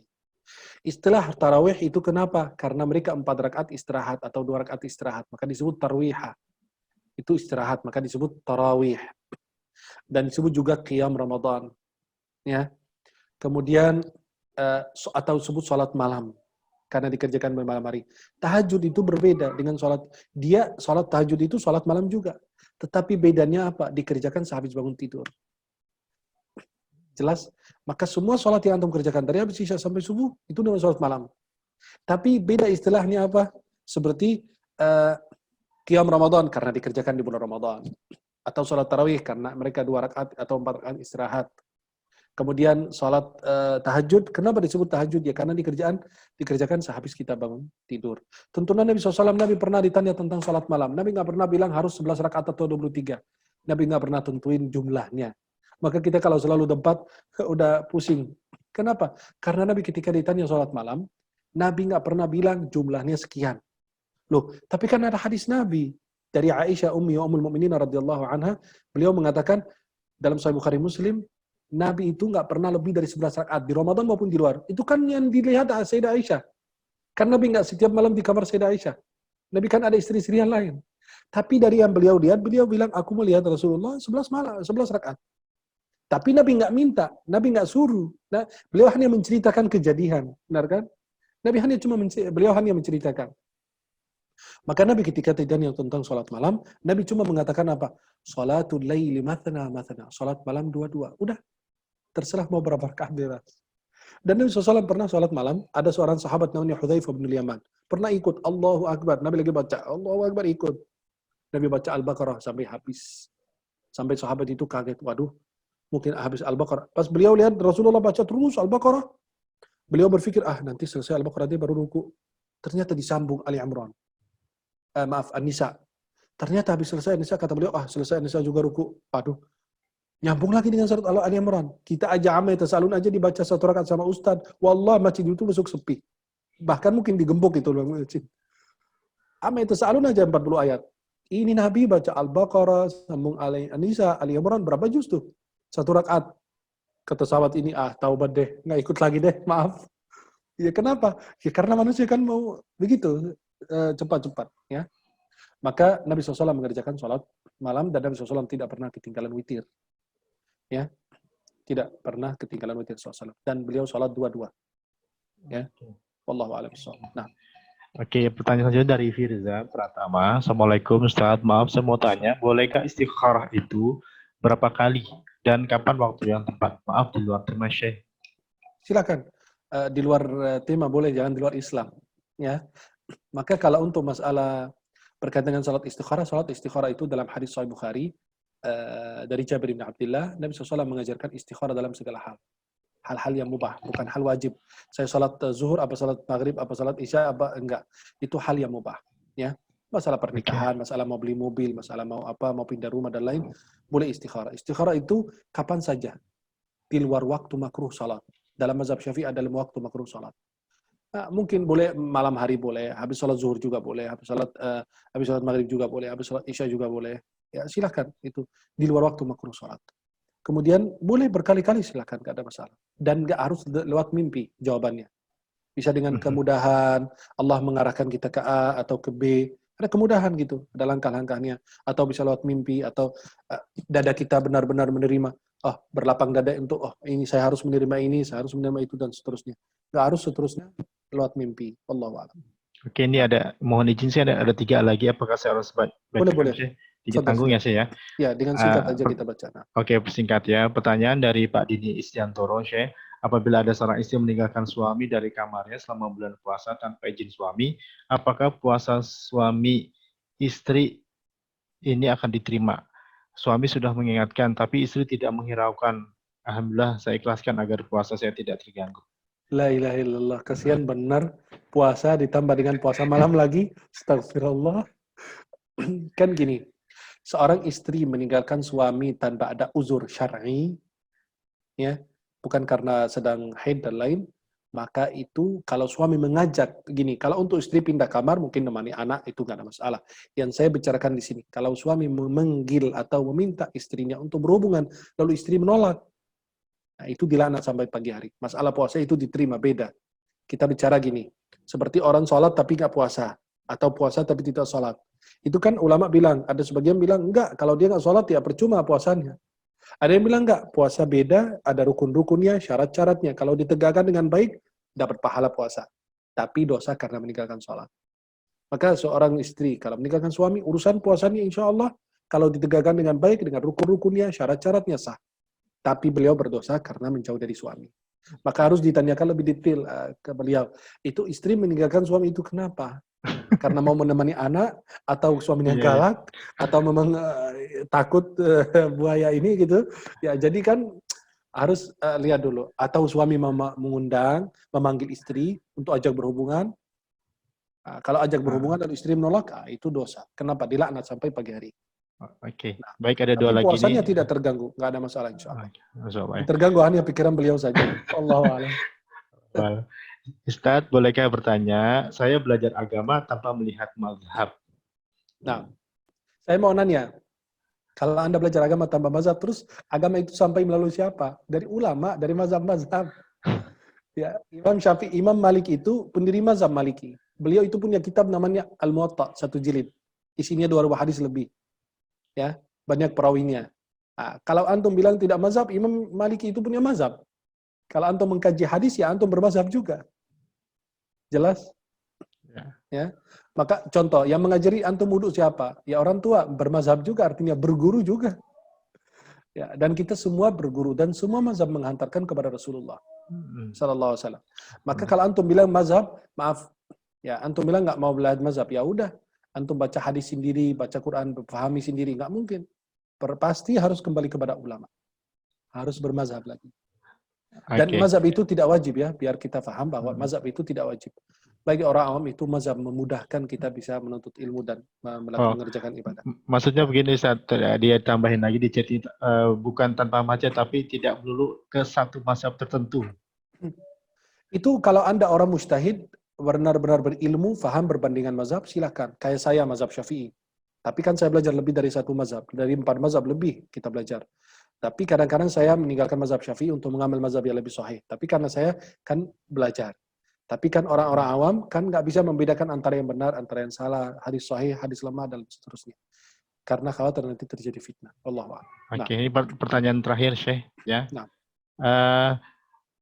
Mau menanyakan kalau belajar dari Andi Gandis, mau menanyakan kalau mau belajar tafsir bisa sendiri, beli buku sendiri, atau harus kelas khusus dengan guru atau ahlinya dengan waktu tertentu? Kalau antum punya tafsir Jalalain, tafsir As-Sa'di, tafsir Qurtubi, tafsir Tabari, dan seterusnya, silakan antum baca. Tapi jika ada yang antum tidak paham, harus rujukannya kepada guru. Karena ada rumus-rumus di dalam Quran, seperti ayat Quran Makki dan Madani. Antum kalau paham, Makki itu artinya apa? Yang turun di Makkah. Madani apa? Yang turun di Madinah. Itu salah. Pendapat ulama betul, tapi itu paling lemah. Ada pendapat yang lebih kuat. Makki itu yang turun sebelum hijrah. Walaupun di luar Makkah tetap disebut Makki. Madani adalah ayat yang turun sesudah hijrah, walaupun turun di luar Madinah, tetap disebut Madani. Maka seperti kalau mau belajar Quran, itu ada kita punya rumusnya, namanya Ulumul Quran. Di antara kitab populernya, Al-Itqan fi Ulumul Quran, Imam Suyuti. Di situ beliau jelaskan ayat yang turun di siang hari, ayat yang turun malam hari, ayat yang turun musim panas, ayat yang turun musim dingin, ayat yang turun dalam Nabi SAW di Madinah, ada ayat yang turun dalam perjalanan Nabi SAW. Nah, itu semua dibahas di dalam kitab-kitab. Maka guru akan memberi rumus kepada antum.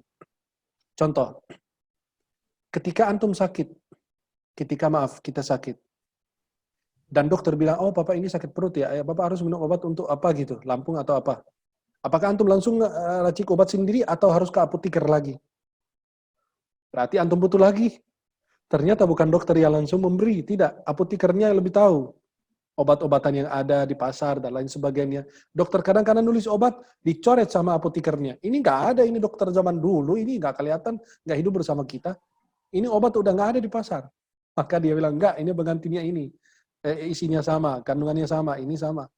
Maka antum pasti kembali kepada Ustadz. Rujukan antum. Ya, biar antum tidak salah paham. Khususnya ayat-ayat yang menyangkut ada nasikh mansukh. Dalam Al-Quran kan ada. Jangan masuk ke salat dalam keadaan mabuk. Memang masih berlaku. Udah enggak? Dibaca, tapi hukumnya tidak berlaku. Ada ayat yang dibaca, hukumnya ada. Tapi dia sudah ini lagi gitu. Sudah bacaannya dihilangkan. Ya, az-zani wa zaniya idza zaniya farjumuhum al-batta. Itu tentang rajam ada, tapi dihapus. Kan ada hikmah Allah, ma nansakhu min ayatin aw nunsiha na'ti bi khairin minha aw mithliha alam ta'lam anna kulli syai'in qadir. Kemudian wa wajadaka dhallan fahada, seperti ada seorang anak muda itu yang baru hijrah 2 hari itu, yang dulu nggak tahu kerja apa di pinggir rel apa gimana, dia bilang Nabi dulu sesat, akhirnya dapat hidayah. Kan musibah.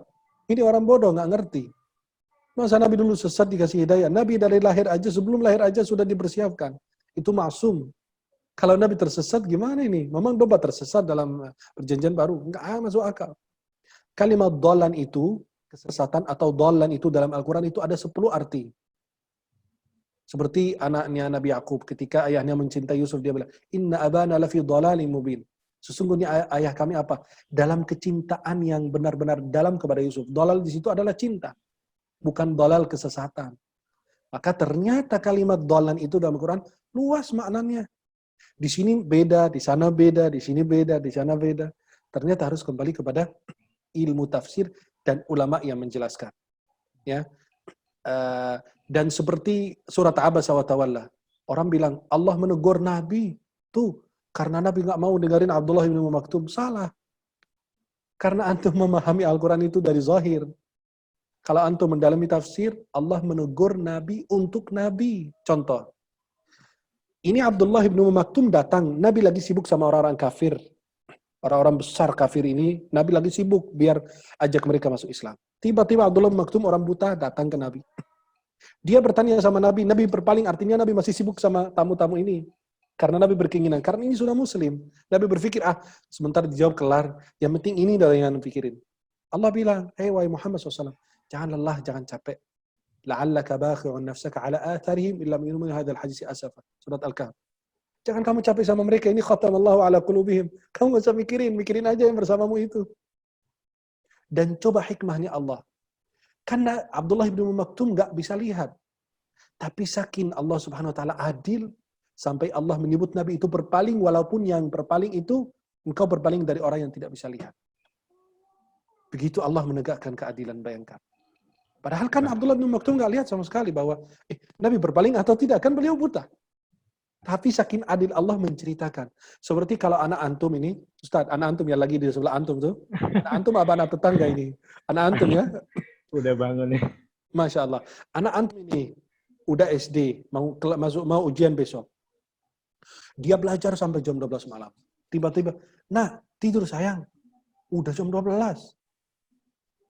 Dan besok malam, dia sudah selesai ujian ya. Besok itu pagi terakhir. Besok malam antum negur dia lagi. Dia sampai jam 1 masih main game. Tidur dong. Nggak boleh. Udah jam 1. Apakah teguran kemarin sama dengan teguran ini? Beda. Antum menegur untuk dia ketika dia besok ujian, nanti bablas, nanti khawatir. Sayang, tidur istirahat biar besok nanti menghadapi ujian dengan tenang dan lain. Berarti antum menegur demi kemaslahatan dia. Dan malam berikutnya antum menegur dia jangan main sampai jam tengah malam begitu. Kenapa? Antum menegur karena itu akan membahayakan dia. Berarti yang pertama karena maslahat, yang kedua karena akan membahayakan. Dengan main game dan lain sebagainya. Ya, maka itu mendalam ilmu tafsir lagi. Dan tafsir itu tidak ada habis-habisnya ya. Mudah-mudahan insya Allah Ramadan menjadi waktu kita bisa mentadabburi Al-Quran. Alhamdulillah. Syekh, sebelum kita tutup, mohon doanya Syekh. Mudah-mudahan senantiasa apa yang sudah disampaikan dan seluruh untuk jamaah mudah-mudahan bisa istiqomah dalam kebaikan dan berubah menjadi baik. Silakan Syekh, mohon doanya. Amin. Bismillahirrahmanirrahim. Para jemaah yang dimuliakan Allah, marilah kita semua berdoa kepada Allah. Semoga doa kita diijabah oleh Allah Subhanahu wa taala dan Allah Subhanahu wa taala ampuni segala dosa kita, Allah maafkan segala dosa kita dan Allah Subhanahu wa taala tempatkan kita semua di dalam surganya Allah Subhanahu wa taala. Bismillahirrahmanirrahim. Alhamdulillahirabbil alamin. Ya Rabbana lakal hamdu kama yanbaghi li jalali wajhika wa 'azimi sultanik. Allahumma shalli ala sayyidina Muhammadin fil awwalin wal akhirin. وصلى عليه ربنا في كل وقت وحين. اللهم اغفر لنا ولوالدينا وارحمهما كما ربينا صغارا. اللهم اكشف عنا هذا الوباء يا عالم كل خفية يا صارف كل بلية. ندعوك بما اشتدت به فاقتنا وضعفت قوتنا وقلت حيلتنا. اللهم ارحمنا واغثنا والطب بنا وتداركنا بإغاثتك. اللهم إننا نتوسل إليك باسمك الواحد الفرد الصمد وباسمك العظيم فرج عنا ما أمسينا فيه وما أصبحنا فيه. أجرنا يا الله يا كاشف الهموم ومفرج الكرب العظيم ويا من إذا أراد أن يقول له كن فيكون. رباه وأحاطت بنا الذنوب والمعاصي فلا نجد الرحمة والعناية من غيرك فأمدنا بها يا الله. اللهم اغفر لنا ذنوبنا التي تهتك العصام. اللهم اغفر لنا الذنوب التي تنزل النقم. اللهم اغفر لنا الذنوب التي تغير النعم. اللهم اغفر لنا الذنوب التي تحبس الدعاء. اللهم اغفر لنا الذنوب التي تنزل البلاء. اللهم اغفر لنا كل ذنب أذنبنا وكل خطيئة أخطأناها يا أرحم الراحمين. ربنا هب لنا من أزواجنا وذرياتنا قرة أعين واجعلنا متقين إماما. ربنا تقبل منا إنك أنت السميع العليم وتب علينا إنك أنت التواب الرحيم. ربنا آتنا في الدنيا حسنة وفي الآخرة حسنة وقنا عذاب النار. وصلى الله على سيدنا محمد وعلى آله وصحبه وسلم والحمد لله رب العالمين. Alhamdulillahirabbil alamin. Mudah-mudahan yang saya sampaikan manfaat. Mohon maaf jika ada kekurangan, ada kelalaian. Mohon dimaafkan yang besar-besar-besarnya. Mudah-mudahan para jemaah insyaallah dalam keadaan sehat walafiat dan bukan hanya bertemu di dunia, insyaallah bertemu wajah-wajah yang mulia ini di surga nanti insyaallah. Kalau antum masuk surga lebih dahulu tunggu saya di pintu surga biar masuk bersama. Tapi kalau ana masuk lebih dahulu, saya tidak menunggu kalian karena kalian pasti sudah hafal menuju surga sendiri. Amin, terima kasih Syekh ya. Barakallah. Masya Allah, sudah menghabiskan waktu bersama antum ini 2 jam bersama ahli surga, nggak terasa ya. Kita sama-sama baca doa kafaratul majlis. Allah subhanahu wa bihamdika asyhadu an la ilaha illa anta wa atubu ilaik. Makasih Syekh, mohon maaf lahir batin semuanya. Ya, mudah-mudahan bisa bermanfaat. Barakallah. Kita ketemu lagi. Assalamualaikum warahmatullahi wabarakatuh.